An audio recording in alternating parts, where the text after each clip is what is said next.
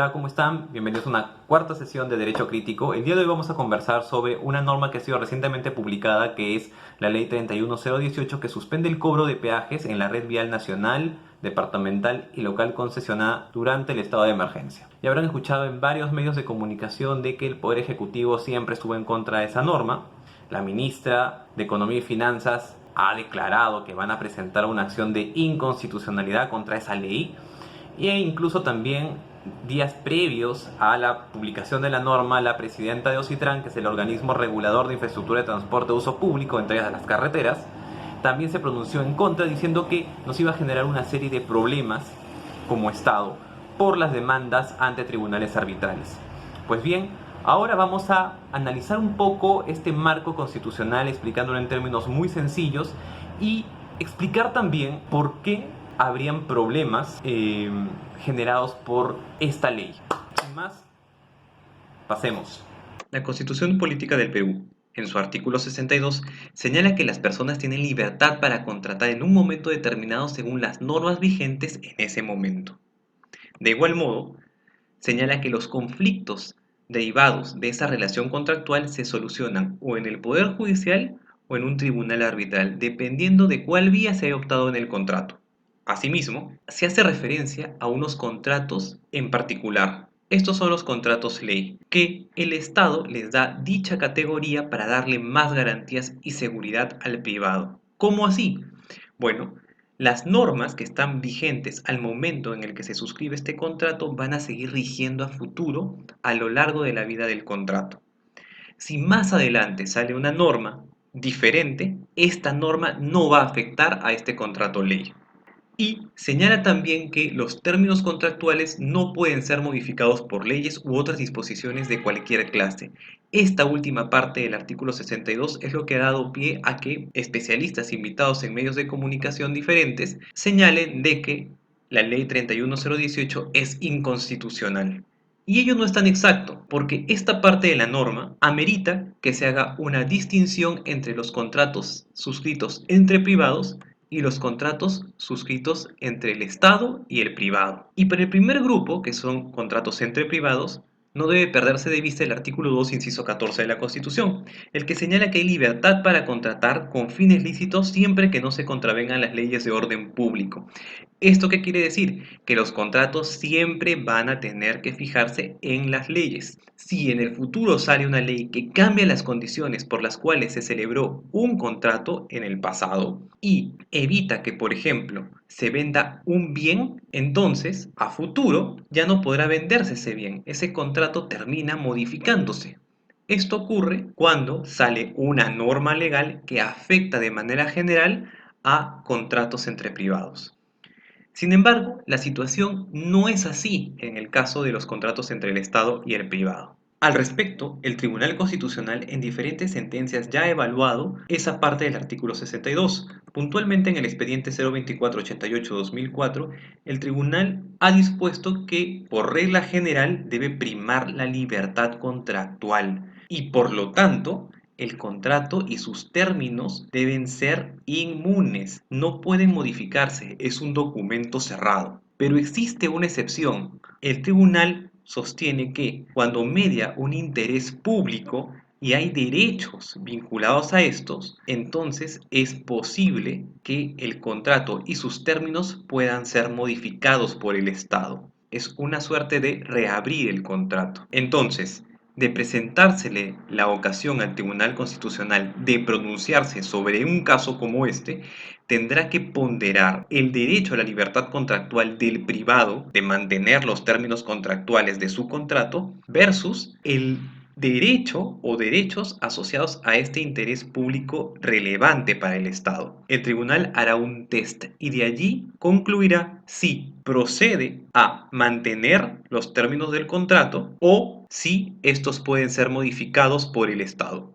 Pues bien, aterrizando el caso particular, el Estado peruano y los inversionistas han suscrito contratos. Estos se han pactado sobre la base de leyes, reglamentos y otras disposiciones normativas que el Estado peruano ha emitido. Sobre la base de estas normas se ha creado un equilibrio y este equilibrio está en el contrato. como equilibrio económico financiero, el cual es una herramienta que permite a las partes asegurar que las utilidades y los costos pactados inicialmente pueden mantenerse en el tiempo. Si el Estado altera ese equilibrio a través de una ley, tiene la obligación de restablecerlo. ¿Y cómo lo hace? Compensando económicamente al inversionista. Entonces, si el Estado emite una ley como la 31018 que dispone el no cobro de peajes, es decir, anular la tarifa, está alterando el equilibrio económico financiero. Y peor aún, si esa propia ley dispone que no se va a compensar económicamente al inversionista, entonces está convirtiendo al Estado en un incumplidor de contrato. Y ello sí genera un serio problema. Y entonces, el problema de la ruptura del equilibrio económico financiero conlleva que el inversionista se prive de cobrar peajes y por lo tanto no tendrá ingresos para poder cumplir con otras obligaciones contractuales como la rehabilitación, mejoramiento y mantenimiento de vía, servicios de seguridad, el cumplimiento de niveles de servicio y hasta aspectos socioambientales. Al no poder cumplir con ello, se expone la integridad técnica de la carretera y la sostenibilidad financiera del proyecto. Ello va a implicar un incumplimiento contractual. Y frente a esto, el Estado será llevado a un proceso arbitral. El proceso implica altos costos y la alta probabilidad de pérdida, implicando ello una sustancial pérdida de millones de dólares y la fuga de capitales porque no habrá privado que quiera invertir en proyectos sociales a favor de todos nosotros. Entonces, la ruptura del equilibrio económico financiero no compensado perjudica a todos los peruanos. ¿Y se puede decir entonces que es inconstitucional la ley 31018? Pues veamos el objeto, y este es evitar el contacto con usuarios y cumplir con el aislamiento social dictado por el Ejecutivo. Pero, ¿se justifica entonces la suspensión del cobro de peajes? Hay que preguntarse si es necesario y razonable. Con las disposiciones del Estado, ahora hay menor afluencia de vehículos, por lo tanto, el riesgo de contagio es menor, se ha minimizado.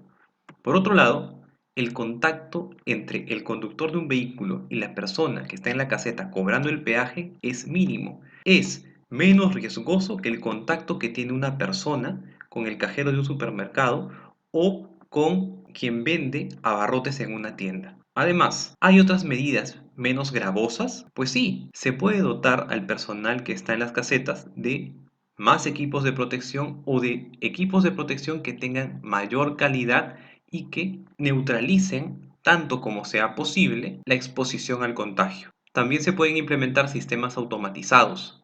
Entonces, bajo la pregunta, ¿se justifica la suspensión del cobro de peajes? La respuesta es un no. Y en consecuencia, sí sería inconstitucional la ley 31018. Lo que hemos visto es la relación entre el Estado y el privado. En esa relación contractual, los términos no deben modificarse por el Estado a través de leyes u otras disposiciones. Si en caso el Estado decidiera cambiar los términos contractuales unilateralmente, entonces habrá que ver si ese acto se ajusta o no al artículo 62 de la Constitución. ¿Quién se va a encargar de hacer eso? El Tribunal Constitucional si se le plantea una demanda de inconstitucionalidad por esa ley que busca cambiar los términos contractuales. Espero que el Tribunal Constitucional, una vez que le planteen la demanda de inconstitucionalidad, la declare fundada pronto. Porque no podemos exponernos como país a desembolsar millones de dólares en un proceso arbitral que de hecho vamos a perder. En este momento que estamos atravesando una crisis internacional, donde hay personas que ya están perjudicadas en nuestro país y que necesitan el apoyo del Estado, no es dable que se pierda ese dinero. Y eso debería generar responsabilidad de aquellos congresistas que nos están exponiendo a eso. Hoy más que nunca necesitamos un país que tenga más infraestructura, más obra, más servicios. El sector salud necesita mucha inversión. Necesitamos mejorar nuestra calidad de vida. Leyes como la 31018 solamente harán que no haya inversión en ese sector y en otros que necesitamos, porque nadie sin estabilidad jurídica sin reglas de juego claras, sin un compromiso verdadero por parte del Estado, va a querer arriesgarse a sacar proyectos adelante. Bueno, eso ha sido todo por hoy. Gracias por su acompañamiento. Si les ha gustado el video, un like ayudaría bastante. Suscríbanse al canal y ya nos estamos viendo en una siguiente ocasión. Gracias, nos vemos.